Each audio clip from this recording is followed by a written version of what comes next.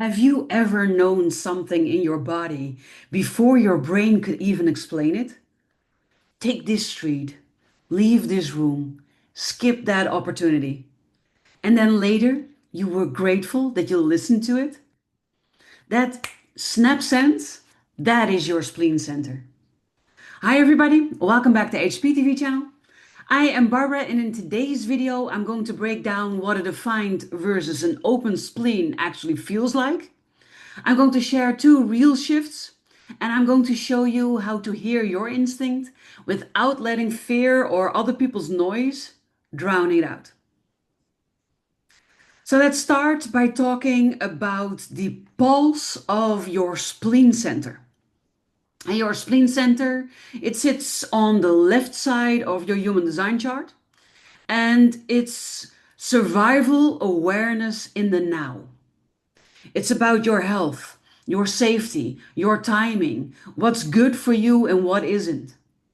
And when it is defined, that instinct shows up consistently. It's quiet, it's fast, and it's specific.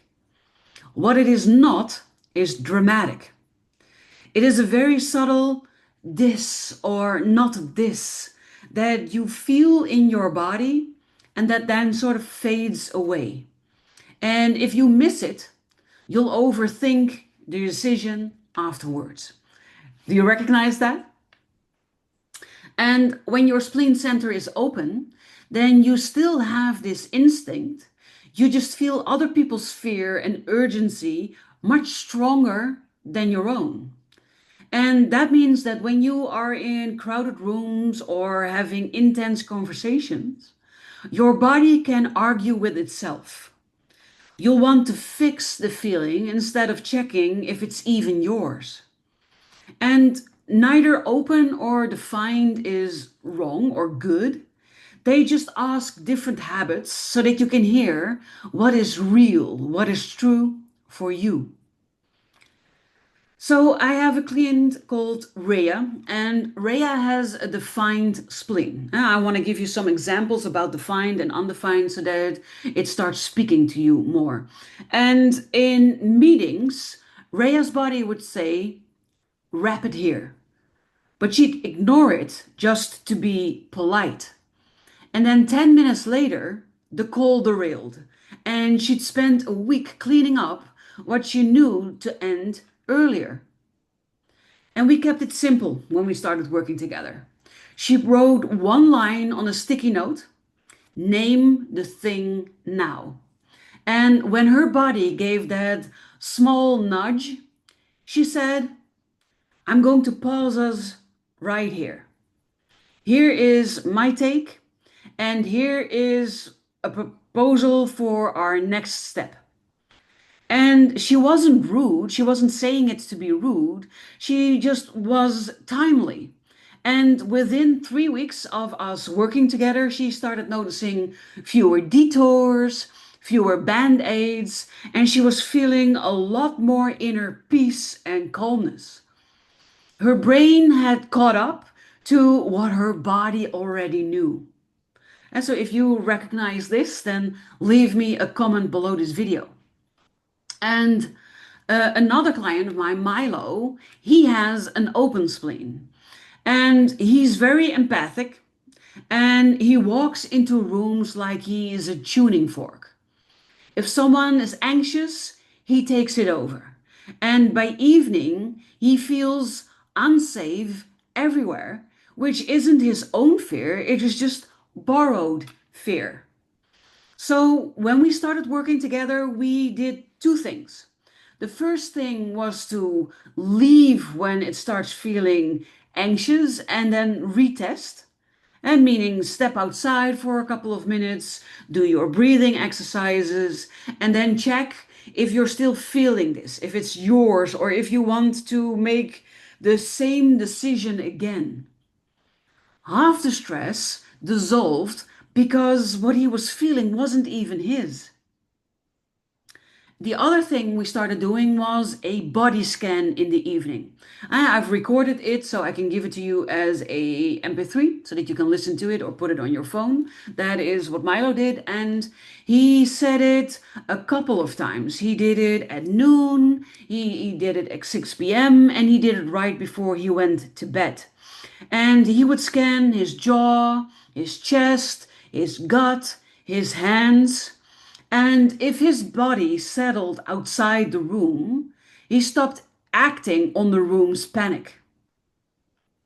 And a week in, his decisions got cleaner. He still had the same schedule, but there was a lot less static because he became an expert at distinguishing, is what I'm feeling actually my fear, my panic, my stress, my anxiousness? Or am I just taking it over from somewhere, someone that I've met or that is in this room with me right now? It can even be from people that are far, far away. I had it with a friend that is living in the south of France. So there was a big distance between us, and I could still feel his anxiousness. So it's really important, especially when your spleen is open, that you learn to distinguish between what is mine and what is somebody else's. Because only when it's yours, you have to do something with it. When it's somebody else's, it's very easy to let it go and to be rid of it. I hope this makes sense.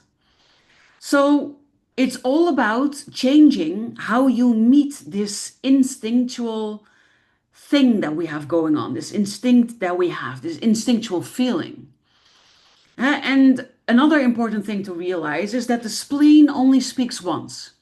And it's quiet, so it's very easy for it to get lost when there's a lot of busyness, a lot of chatter, a lot of mind noise. So that means that you need to make room for it. And if your spleen is defined, then your work is to act when you feel this cue, this little impulse. You don't need a speech. You just need one clear move, end the call, take the earlier train, throw the food out, reschedule the thing that your body is flagging. And if you miss this cue, then don't punish yourself. Don't be hard for yourself. Use it as an opportunity to learn from, to grow from, and to make a different choice next time. Just watch for the next cue because I can promise you it will come. And if your spleen is open, then your work is to separate instinct from borrowed fear or borrowed anxiousness. This means that if you start feeling fears or anxiousness, then you need to change the environment before you decide on anything.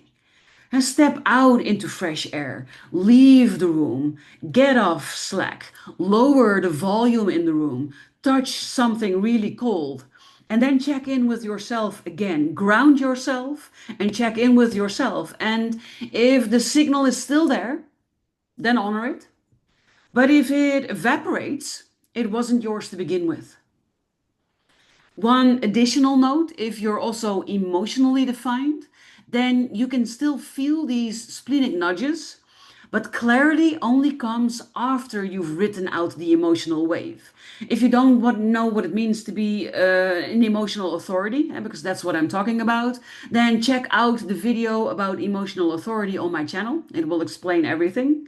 But for you, when you have emotional authority, it means that you first have all of these emotions and you will go up, down, up, down, up, down like a wave. And the wave peters out. And that is the moment that clarity comes and you can decide what is best for you. So capture the cue. I think this isn't right for me. And then confirm it once your mood is steady. I hope this makes sense. So if you want to move forward and you want to start integrating all of this, then it starts by noticing the tells. A tightness, something that shows up in your body, something, an ache or a pain, maybe a clean pull towards a door or food that your body rejects without reason. All of those things is the spleen. So give it space and respond while it's fresh. And if you're around big emotions or noisy rooms, then just step out of them. Step into nature if you can and recheck before you act, before you do anything. And over time, you'll stop calling it anxiety and start treating it like what it actually is, your early warning and your green light. So, is your spleen defined or open? And where do you second guess your instinct? Tell me in the comments below this video. I read every single one of them and I will respond to all of them as well, I promise. And if you think, oh, this is really interesting, I want to know more, then I'd like to invite you to grab your Be You by Design blueprint. It combines human design and the gene keys, and it will give you so many insights into yourself that you think will be mind blowing, I promise. The link to grab it is below in the description as well. And if you want more live support while you integrate all of this, then you might want to join my Be You by Design Mastermind. It's a small group, it's focused, and it's honest. The link for that is also below this video. And if you want more tailored guidance, then I'd like to invite you to book a one-on-one clarity session with me so that we can talk about where you are, what you need, and what fits you best. If you're new to this channel, then I would love it if you could like and subscribe so that you can hear your gut responses and stop forcing momentum. And if you have been a fan and a supporter for a very long time, then love you. Thank you for your support. Thank you for being here. And I look forward to inspiring you with another great video next week. Have an amazing day today.